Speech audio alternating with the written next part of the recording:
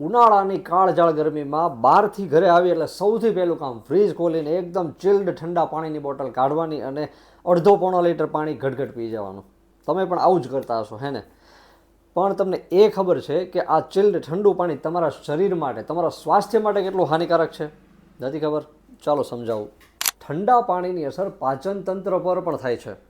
ઠંડુ પાણી પીવાથી પાચન શક્તિ નબળી પડે છે. આપણે જે પણ ખોરાક ખાઈએ છીએ ને પાચન થવા માટે જઠરની અંદર પાચક રસ બનતો હોય છે, જેને આયુર્વેદમાં જઠરાગ્નિ પણ કહેવામાં આવે છે. આ જઠરાગ્નિ કોઈ અગ્નિના રૂપમાં નહીં પણ પ્રવાહી અને રસના રૂપમાં હોય છે, અને આ જઠરાગ્નિને ઠંડુ પાણી મંદ પડે છે. સરવાળે પાચન શક્તિ નબળી પડે છે અને ગેસ, એસિડિટી, પિત્ત જેવી સમસ્યા ઊભી થાય છે.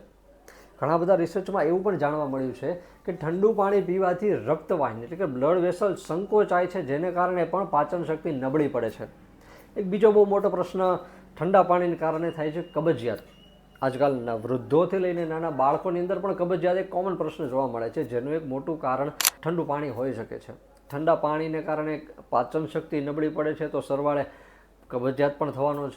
આપણા શરીરનું એક ચોક્કસ તાપમાન છે, 36.5 થી 37.5 ડિગ્રી સેલ્સિયસ આ નોર્મલ ટેમ્પરેચર છે. પછી ઉનાળાની 45 થી 48 ડિગ્રી ટેમ્પરેચર બહારનું હોય કે પછી શિયાળામાં 10 થી 15 ડિગ્રી હોય, પણ આપણું શરીર એનું આંતરિક તાપમાનને 37 ડિગ્રી સેલ્સિયસ જાળવી રાખવા માટે સતત પ્રયત્ન કરતું હોય છે. હવે થાય છે શું કે ઉનાળામાં ગરમીમાં આપણે બહારથી ઘરે આવીએ એટલે સૌથી પહેલાં ફ્રીજ ખોલીને એકદમ ચિલ્ડ ઠંડુ પાણી પી જઈએ છીએ, કે જેનું એપ્રોક્સિમેટલી તાપમાન 5-7 કે વધીને 10 ડિગ્રી સેલ્સિયસ જેટલું હશે. અને બોડીનું ટેમ્પરેચર કેટલું છે? 37 ડિગ્રી. હવે જેવું આ 10 ડિગ્રી ટેમ્પરેચરવાળું ઠંડુ પાણી પેટમાં જશે એટલે મગજ તરત સિગ્નલ મોકલશે કે ફટાફટ ભાઈ આ ઠંડા પાણીને ગરમ કરો અને આપણા જે અંદરનું તાપમાન 37 ડિગ્રી છે એટલું કરી નાખો. હવે એને ગરમ કરવા માટે જે ઉર્જાની, એનર્જીની જરૂર પડશે એ ક્યાંથી આવશે? એને લાવવાનું કામ કરે છે બ્લડ, લોહી. એટલે પેટ જે બીજા મહત્વના અંગો છે જેમ કે હૃદય, કિડની, લીવર, પિત્તાશય, આ પાસેથી થોડું થોડું બ્લડ ઉધાર માંગશે અને જે ત્યાં જવાને બદલે થોડું થોડું પેટમાં આવશે.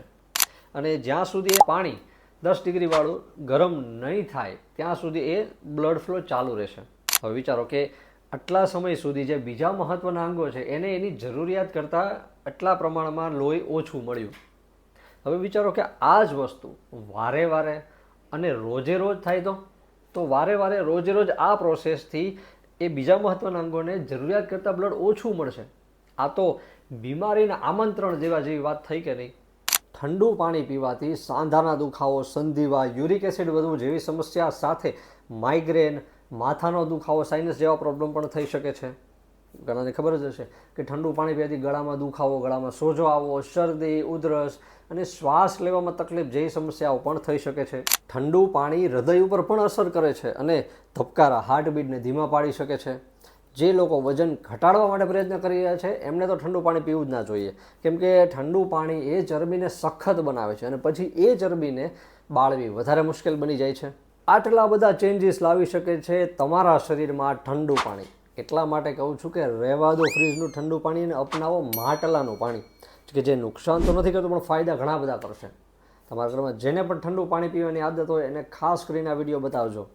મળીએ નેક્સ્ટ વિડીયોમાં. ત્યાં સુધી સ્વસ્થ રહો, મસ્ત રહો.